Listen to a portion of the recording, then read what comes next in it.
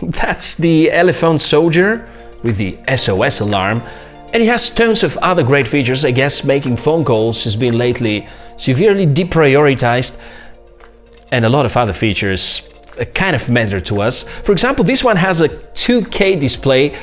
Does it make a big difference? Not really, but it has tons of other great features being rugged, and I guess it's one of the best choices at the budget of around $200. Another great piece of tech to inspect. Let's get started.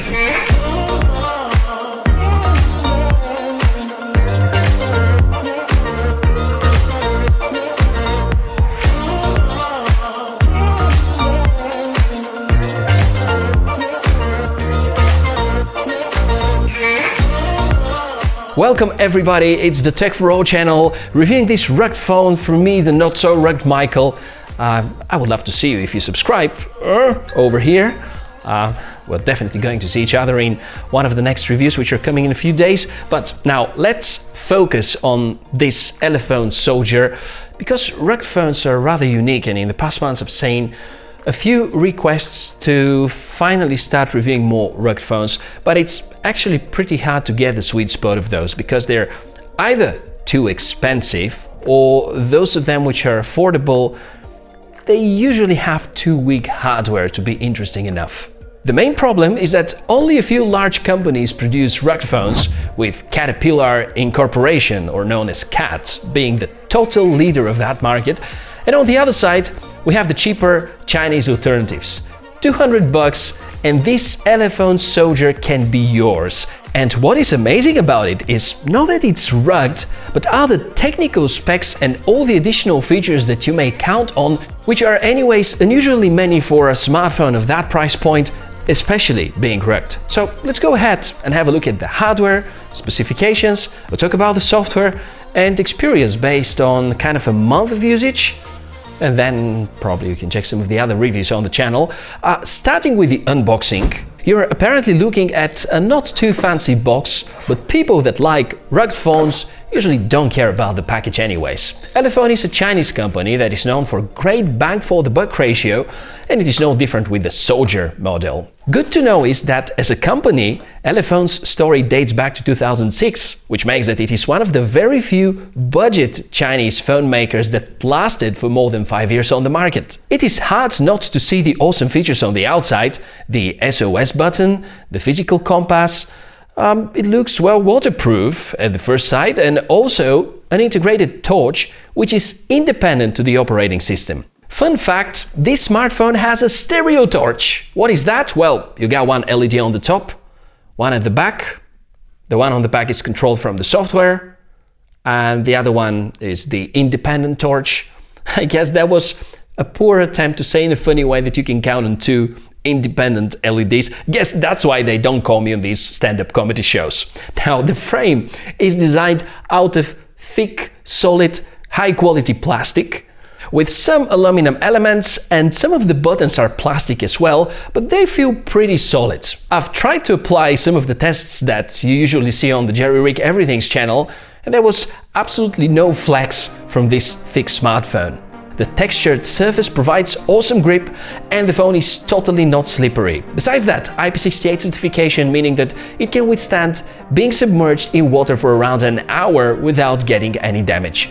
And I took the opportunity to test this together with shooting underwater.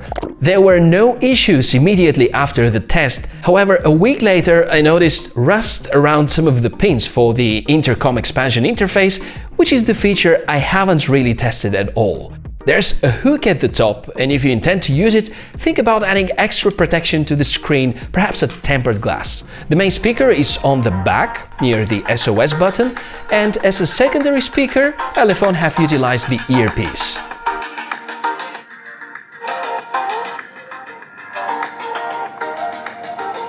The phone has a fingerprint scanner on the side, one of the few models, and thanks to the thickness of the whole phone body, there is a good chance to have an accurate scanner, which is very easy to access at the same time.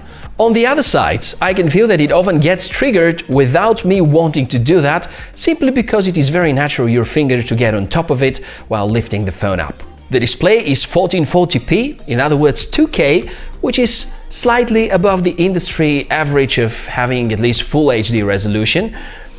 And it's an LCD panel, so do not expect superb quality of the colors. And its biggest disadvantage is the brightness. It really fails on lighting up the screen really good, and from everything about the phone, I can see that as the greatest disadvantage. If we put the brightness aside, the other characteristics on the display are also not superb, and it is hard to make a difference to a 1080p display. Honestly, I prefer lower resolution with better brightness and contrast rather than having high resolution. The battery compartment is also a strong side, 5000 mAh, so battery life is quite decent, and with moderate usage it can last at least 2 days. If you're specialized at preserving battery life, then even more. Screen on time should be at least 7 to 8 hours per charge. On the inside, a very good Deca-core CPU by MediaTek, 4 GB of RAM, 128 GB of storage for files, and having such a big battery, rugged design, powerful hardware, the weight is around 250 grams, which is around 30% more than the rather heavy OnePlus 7 Pro, and is about the same as the Cat S61. The phone has a single lens camera on the back and a selfie camera. Good news, it is a 21 megapixel camera. Bad news that the sensor used inside is the IMX220, which has been designed back in 2013 and has been utilized in a few smartphones in 2014, so the quality is not superb. Unfortunately, both photos and videos do not look up to par with the good cameras of 2019, and despite that fact, the photos are rather okay, the videos as well. There seems to be even stabilization, but I can't say it is doing that much. Software comes next, and we can relate it to the good sides of this smartphone. Benefits are a few. For example, it comes with a version of Android which is very close to the stock feeling, so we can somehow compare it to the experience you're going to get from Pixel phones, except that it wouldn't get frequent updates. There is a skin which is mostly fine-tuned through custom icons and colors and well corresponds to the rugged feeling of the phone overall. There's a dedicated Tools button, something that Elephone call a function key, and depressing it opens a special toolbar with a few awesome apps: the Gradienter, the Protractor, Noise Test, Hand Painting, and you may find such apps online, but it is really nice to see that someone took the time, combined them together and even added them to a quick launch key. The other add-on for the OS is the feature called DuraSpeed, which can boost the CPU performance when running certain apps. And there are, of course, the usual many Android customization settings.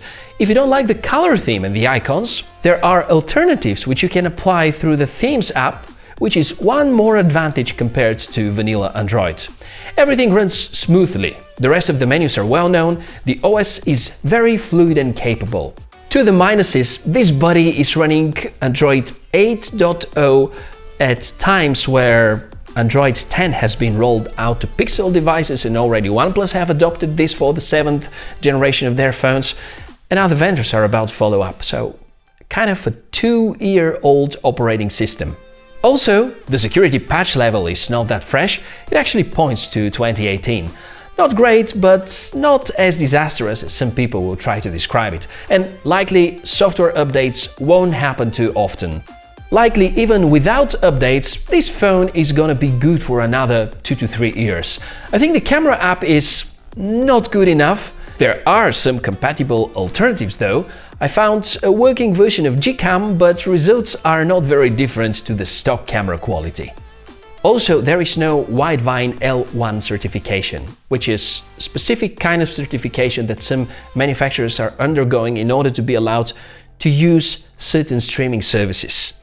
Which means that this beautiful and widely advertised 2K display can run for you Netflix in a quality of 480p.